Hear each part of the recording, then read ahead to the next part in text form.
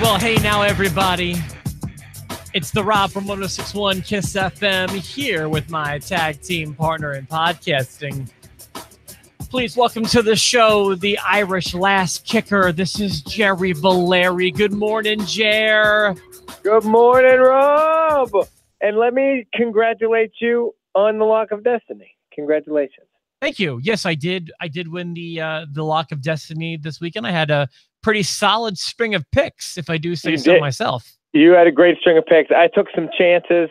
I'll tell you that even though I got the person wrong, I'm really happy with calling a cash-in last night. I just felt like it was really the only solution to getting out of the Ronda Rousey-Nia Jax hole that they found themselves in. So I was happy that I kind of called that in a way. But other than that, it was just nice to watch some surprises take place. I mean, I feel like there were so many ways out of that situation they found themselves in. I feel like just any old DQ could have gotten the job done. Right. So a few things about that. Number one, while I'm very happy I think of all the people on the roster right now, the person I want to be the women's champion most is Alexa. She's good at it. However, I feel like a run with the briefcase would have been fun with her. She would have been fun with it for sure. I liked how when she won, she did the thing over her head like she used to do with the belt with the briefcase. Boom. Yeah. That was cool. She works for me. I don't know what it is, but she is, I think, as far as female champions go, a fantastic one. I know we're still kind of building an audience. We're here in the opening moments. Jerry got a new phone. We're hoping that everything is streaming okay. I feel like it should be. It's a fancy new phone. It should work. I left my Chromebook in Rochester where I was all weekend, so this was my only choice, and I just hoped that it would work. However, the phone he chose is still an Apple phone, so we never know. Fingers are crossed. Fingers are crossed for sure. What did you think about the women's Money in the Bank ladder match in and of itself? Like, I liked who won it. I was okay with her cashing it in. I thought that match was too long for the repetitive nature of that one. It seemed like a lot of climb the ladder, pull you down, climb the ladder, pull you down. I didn't love that match. Let me tell you what I didn't like about the women's Money in the Bank match. Okay. I felt like only 4 women were in it, and not at any given time. Like, Sasha was in the match, right? Boy, she disappeared, and so did Natty. Was Bailey in it? Bailey was in it, right? Is Bailey in the match? I don't even remember who all was in it, but I only remember Naomi, Lana, who brought it. I didn't expect that. Charlotte was there, and Alexa, who won. I don't remember anyone else really in the match. Bailey was not in the match. And that really, I think, goes to prove a great point. You don't need 8 women in a ladder match. You could have maybe done a 4. Or I think 6 is a fairly round number, but even 4 is probably best. So you can't fit it. You can't fit 8. It was hard. The men had a hard time with it too, but they did a much better job of it, I thought. Oh, the men. Let me tell you what I did like about the men's match. The men's match wasn't like as much of. I guess it did have those car crash kind of moments in it, especially with Kevin Owens. A couple. That was a great spot. But everyone in that match played their part. And what I mean is they all have different characteristics of what make them unique. And every single person, whether it was Braun bashing through the ladder, like Corey Graves said, like a sophomore football pep rally or whatever, whether it's, and the Miz selling that with the look. Yeah. And I can think of examples for everybody. Like, everyone was being themselves. And I really liked that.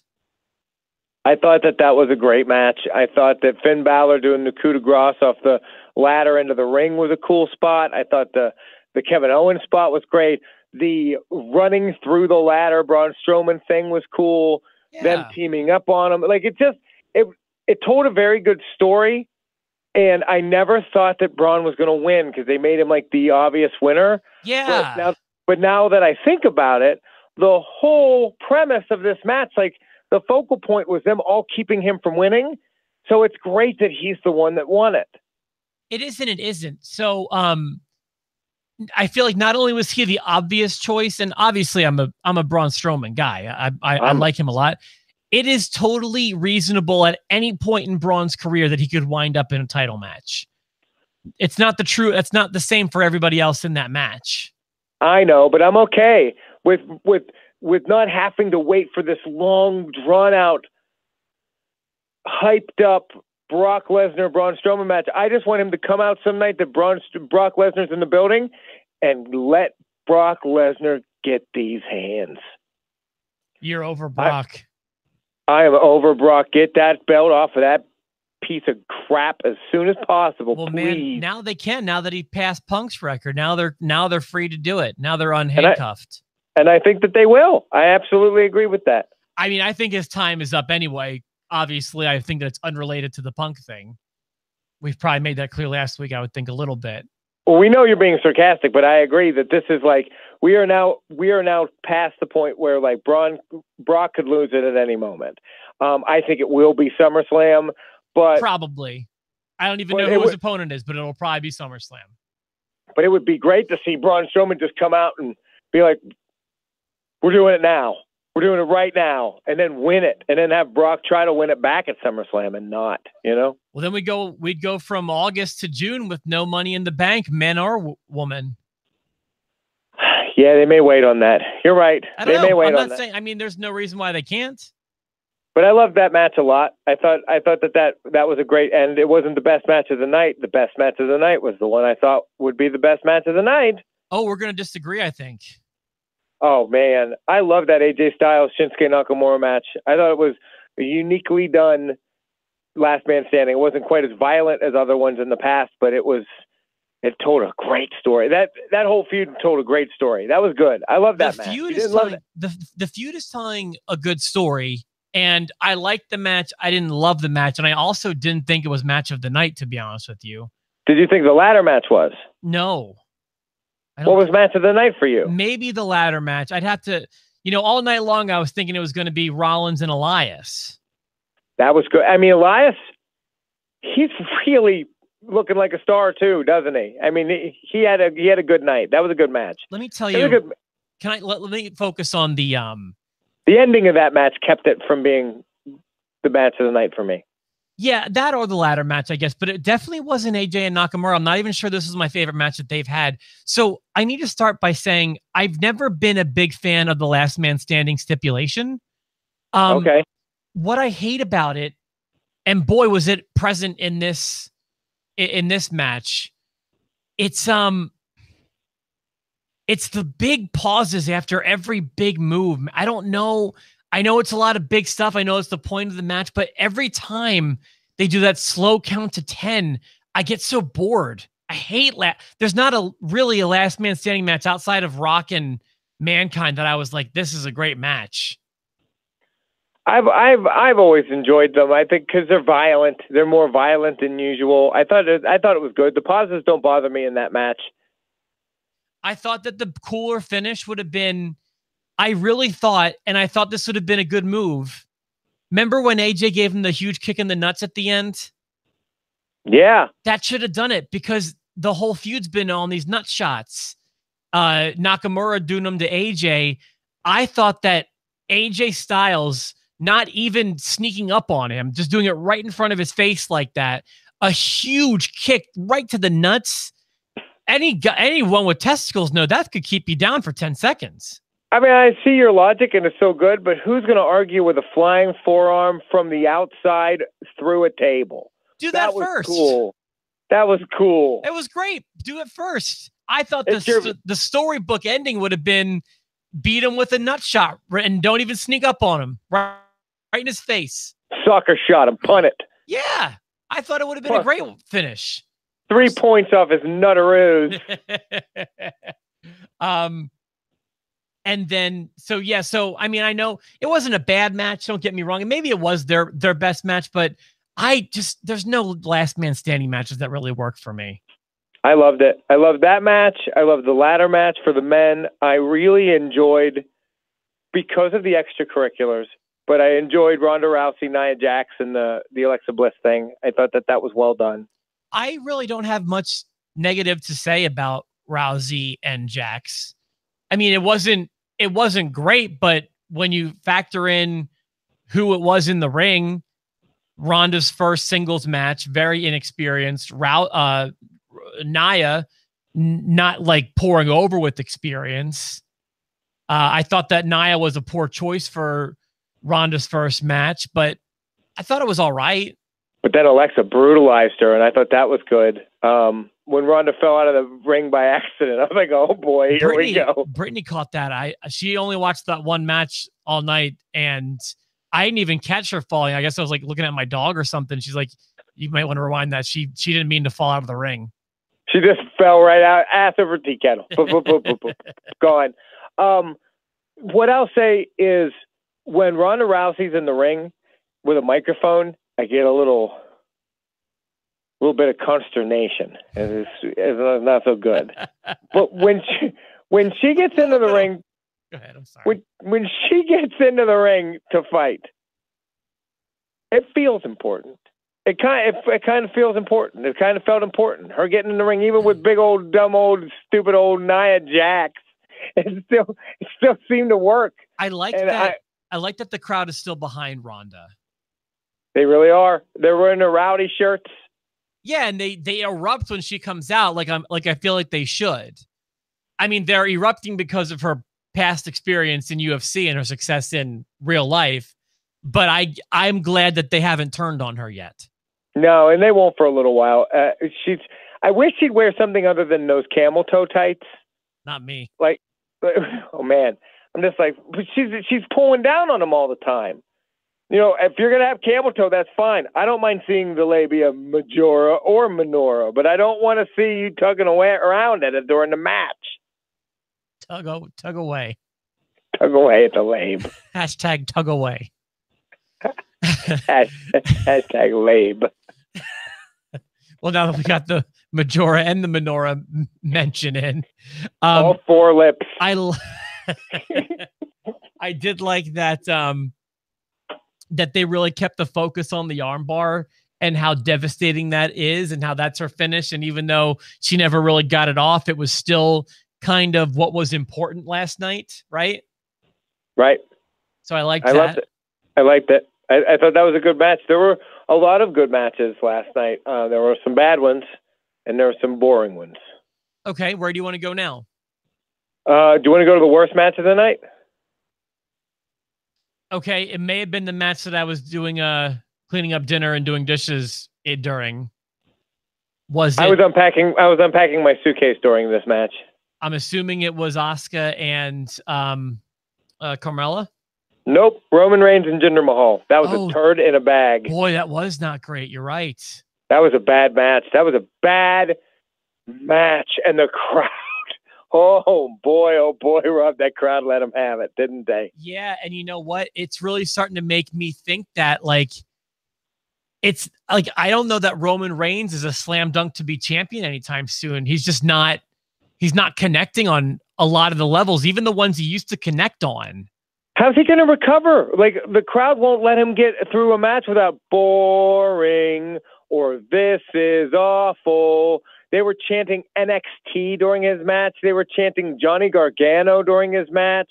They were chanting CM Punk during his match. They just wanted to crush him and Jinder. And they crushed, and that match was bad and way too long and bad.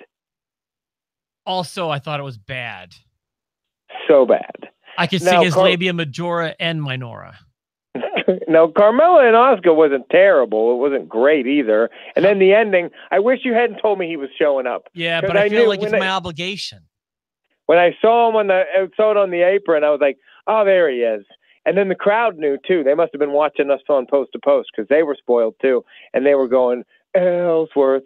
And I was like, Rob told him. That's good. They're listening to us. Listen, I keep people as up to date as I possibly can. Ellsworth is back. Everybody's happy about that, but Steve... No, I'm going to say Steve's not happy about that. Steve hates the guy. I thought for sure you were going to wear your Ellsworth shirt today. Well, and Dan, I told you. You have an Ellsworth shirt. No, I was gonna say I just ordered 4 more wrestling shirts last night for a total of like $20. I mean, beautiful. you got some steals. I was just in bed poking around on the clearance section of WWE shop, and yeah, I got like a whole bunch of shirts for like $6 each. You just have to be careful of the sizes. Like, you have to want an abnormal size, because you might be like, oh, I found a Stone Cold Steve Austin shirt. It's $3, but they only come in size baby onesies. Right, exactly. Well, that's what it is like. So every shirt, I'm like, oh, Bret Hart stuff, and it's all size small. But like, so some you didn't have, like, I'm a 2X usually for a T-shirt. I had to get like 3X on like 2 of them, but whatever, that's cool. It'll shrink. It'll shrink in the wash. If I got a 3X Have a Nice Day shirt from Mankind, roll Tide. Hey, you're about to get married. You're only going to get bigger. I say just start planning ahead. We'll see. So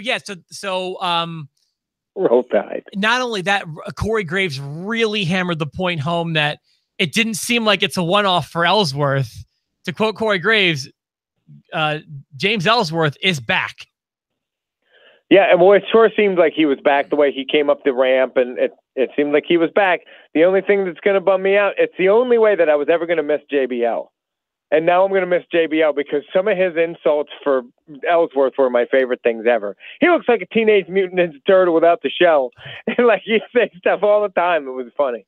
Yeah, he was really good at bullying James Ellsworth as much as everybody else. So, Chins McMahon. Shinsuke Nakamura. That was all me. Sorry, Steve. We're Ellsworth fans. I know you're not.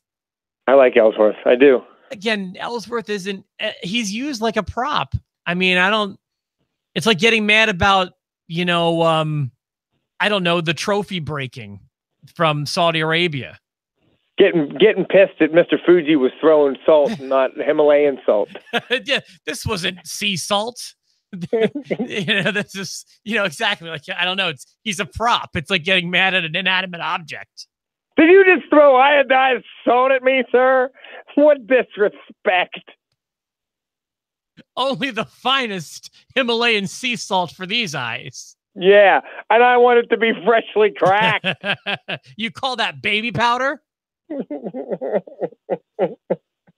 Oh gosh, we're ridiculous. So I don't know. I said that I thought a potential match of the night was Rollins and Elias. It seems like I had a higher love of that than you did. Yeah, I didn't love the finish, but I loved the match. The work was great. Elias is impressive, and Seth Rollins is just been MVP as far as his match quality has gone for a while. I feel like he's just decided, I'm going to do it the Daniel Bryan way, the way that you had described it to me, the Daniel Bryan way of, I'm just going to put on 5-star matches and we'll let it all sort itself out. I think in 2018, there's probably no one, if you look at every match on the main roster, including AJ Styles, including Daniel Bryan, I think Seth Rollins is probably having the best matches. His matches are almost so good that they're probably thinking about putting him back down on NXT, where he belongs. Boy, do you want to go there now? I mean, we're talking about match of the night. You're saying Seth Rollins, and I'm saying AJ Styles, but I think we both agree that the match of the weekend happened Saturday.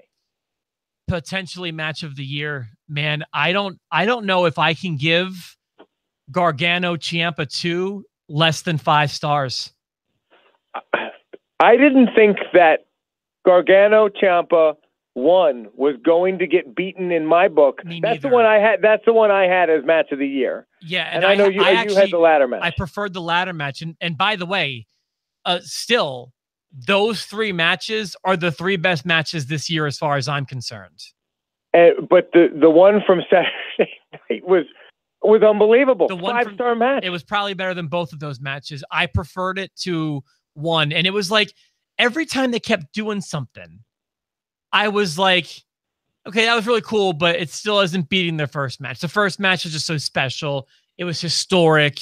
It was the way Ciampa came out in the crowd. I mean, It was just everything. But every time I just kept getting closer and closer. I'm like, oh my God, this match is going to be better.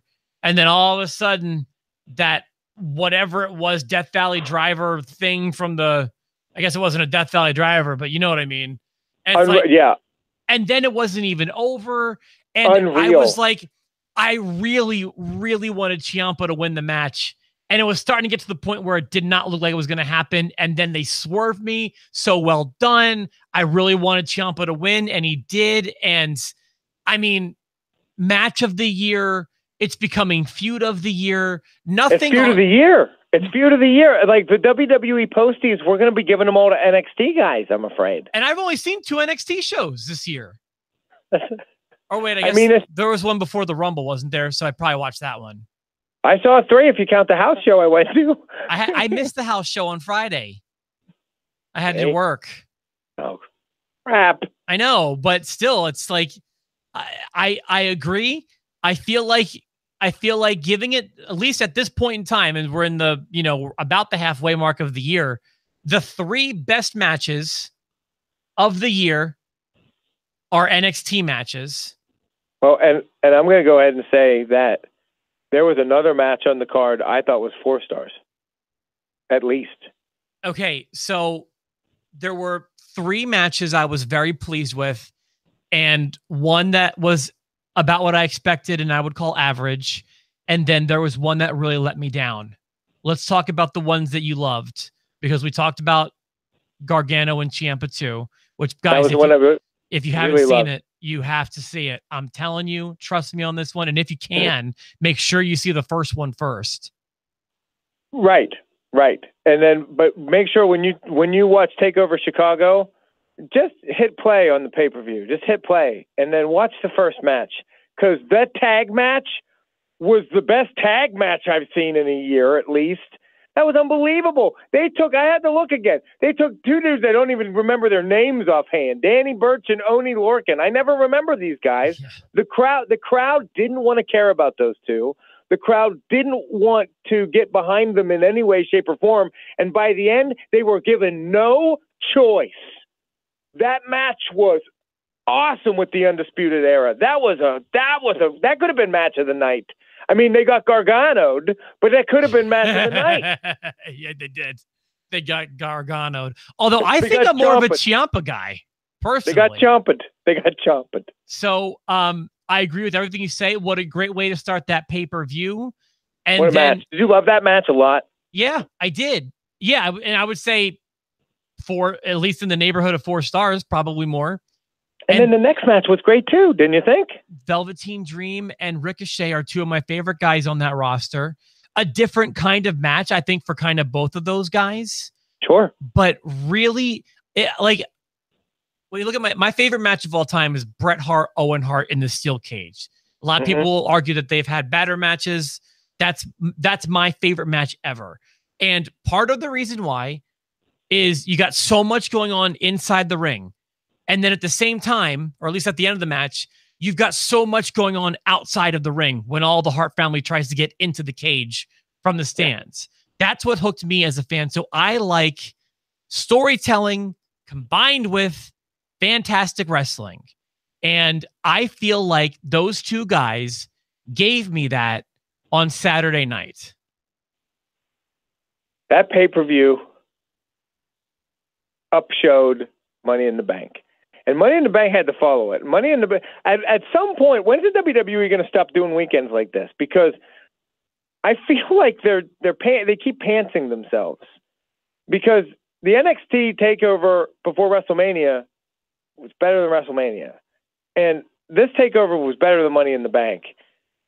Are we overreacting? Is WWE, do they not even care? Do they not know? Yeah, I don't think they care which show is, like, I don't think that they're embarrassed if the Do you think the main roster is looking, going, we're getting killed by these guys every single time? Not exactly. And I'll tell you a perfect comparison as to why I don't think they're thinking that.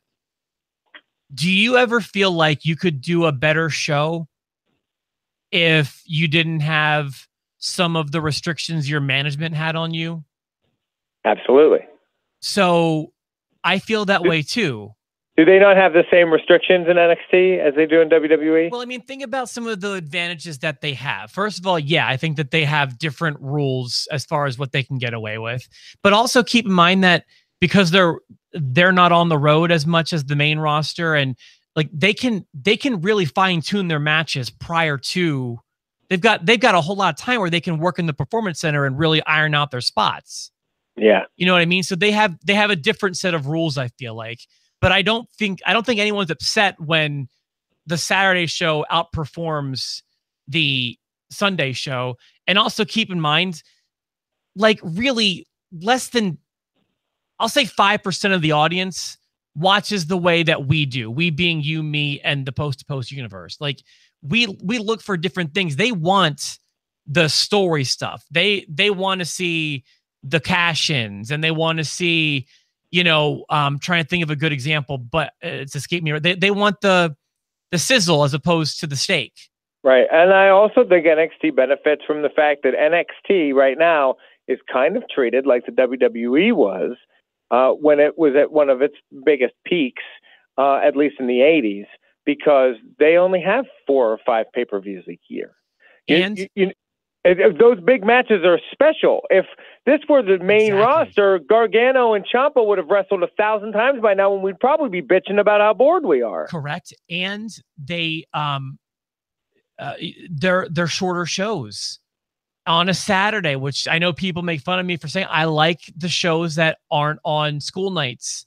And we own, like you said, we've got 5 of them a year. So yes, we have limited exposure to them. They get 1 hour in the week to build to those things. Look, we're 6 months, 7 months into this feud. We've only seen them wrestle twice. Yeah, so good. Yeah, so there are a lot of inherent advantages to what NXT does as opposed to what the main roster does. Does that make sense? Right, it does. I'm curious. I'm bummed you didn't get to go to the NXT show, because I'd be curious if there had been anything worked out at the house show that happened the next night. I know Steve went. If anyone watching wants to send me a message, I can report back to what anyone saw. Was there anything that happened on Friday that kind of maybe similar? Hinted at Saturday? Anything like that? I'd be curious to know that too. So yeah, and then I will say, I would describe my reaction to Aleister Black and Lars Sullivan as disappointed. I would say big time disappointed. I'd say tepid, but I wouldn't say, I mean, not big time. It was still good. Didn't you think it was still a good match? Maybe it was because it was surrounded by all these huge matches, but I thought they had a lot of issues, that they weren't smooth. I got a message from Steve. Why don't we finish this and we'll come back to what Steve had to say. We'll come back to it. So would you say TakeOver was an A pay-per-view? Okay, I was going to say A or A minus, but yes, it's in the A's. The only reason, I definitely think New Orleans was the better show, personally. Right. But this show was awesome. There's been no WWE pay-per-view that could touch the quality of NXT on Saturday. No, I thought last night was good. Cass and Daniel Bryan was okay. It served the purpose for the feud, and that should be over. Bobby Lashley and Sami Zayn was better than their first match. Sami Zayn and Bobby Lashley was a disappointing match, but I think that feud's now over. Like, there wasn't anything terrible last night, but I can't give it anything higher than a C+ or a B-. Well, that's funny. I had a firm grade, and my firm grade was a C+. Okay, I could go with that. I could try to talk you into a B-, but what's the point? C+ sounds fine to me, because we're what, Eskimo brothers? We're kissing. We're right there. I'm touching tips. Yeah, I'm at the C+. You're at the B-. Touching tips. Again, with hashtag touching tips. Yeah, hashtag labia tips. So we're learning about the anatomy today. We're doing a little bit of anatomy today. So the WWE show, I thought they had okay wrestling, they had okay water cooler moments, and just an okay build. With 6 weeks, it should have been better. So everything was just okay to me. So I'm in the C range. Like I said, when you factor in that stuff kind of did happen, you got kind of a C+. I don't need that 4th hour, to be totally honest with you. So it felt long to me. So yeah. And nobody's watching the pre-show because that's 5 hours then. Plus, I started a half hour late and took a break in the show to kind of like do some stuff. So I didn't wind up 11 my time, which is midnight your time, is when I stopped watching. Yeah, I can't do 4 hours all the time. It's too much. It's too stinking much. I could have given it a B, flat out B, but then Jinder Mahal and Roman Reigns happened. Roman Reigns is going to lose them a grade. You're going to lose a letter grade every time Roman Reigns is out there anymore. And I heard that was like a de facto #1 contender match. That better not be. What was Jinder and Roman? Yeah. Who said that? For Raw. It's not, is it? I didn't hear that, but I'm not saying you're wrong. No, I read it on CBS Sports wrote it. Oh no, I was not aware of that. So yeah, maybe they did at some point, and I would think they would have reiterated that. And I would think it would have said #1 contenders match. Nobody wants that. Nobody wants one of them. No, the only way that would work is if we get the Alexa Bliss factor, and Braun Strowman just comes in and crashes both of the heads. I mean, if it's going to be Roman Reigns and Brock at SummerSlam, I think I think that probably no matter what happens at SummerSlam, provided that Brock is wrestling, which I'm sure he is, a cash-in does sound kind of safe. I'd like to see a cash-in at Raw. What I'd almost like to see the story now where Brock Lesnar comes out every week with the case and says, "I want to cash it in. Where is he? I want to cash it in," and then show up at his house, make love to Sable. Sable answers the door. Cash in the bank. Wearing a potato sack. Touching tips. So it sounds like then, I mean, that's pretty much what I thought about it. It sounds like we're in agreement on a lot of this because what did you give NXT? I'm giving it an A-. I'm giving it an A. I'm giving it an A. Keeping in mind, New Orleans was an A+ for me. Sure. Yeah, absolutely. It sure was. And I don't know. New Orleans still holds a special place. The first Gargano Ciampo match holds a special place. It may still get my match of the year, but if you just watched them out of order and it didn't matter which one you saw first and which one you experienced in what way, this past Saturday was top notch. Dude, remember when Ciampa took off Gargano's wedding ring and spat on it? Wait. Isn't that awesome? It's little things, man. I just loved it. So yeah, hopefully you guys watch NXT because we did spend a lot of time talking about that today too. But I feel like if you watch both shows, you probably want to talk more about NXT anyway. Yeah, absolutely. This is awful. They were chanting that. They muted it though. They turned it down. You could hear it. For who? For Roman and Jinder? Oh, during Roman and Jinder, they turned the crowd down a bunch. Oh, I forgot to get to Steve's message. Give me 1 second. What did Steve have to say about NXT? Sorry you missed NXT. Hey, you know what? It was a paid opportunity, so I hope you enjoyed it. I kind of needed it. It's not even a matter of want, and it was fun. But I mean, I did have plans to see NXT, and was getting updates from all my friends that were there. Okay, Steve says the tag match was exactly the same as it was Friday and Saturday. The title match. That match was great. Yeah, I would have loved to have seen that in person. That's cool. That match was great, and it doesn't matter. You're going to see SmackDown. You're going to see SmackDown live. You're going to see SmackDown. Oh, and the only other thing we didn't mention, I am going. I can't wait. Kofi Kingston. Yeah, not Big E. Okay. Whatever. And boy, they're really talking. There's been a few times where they've really made it seem like Kofi's in the twilight of his career. I don't see it in his actions, though. Do you? I mean, he's been there a long time. That's I know the only thing is I just know he's been there since what, like 06-ish?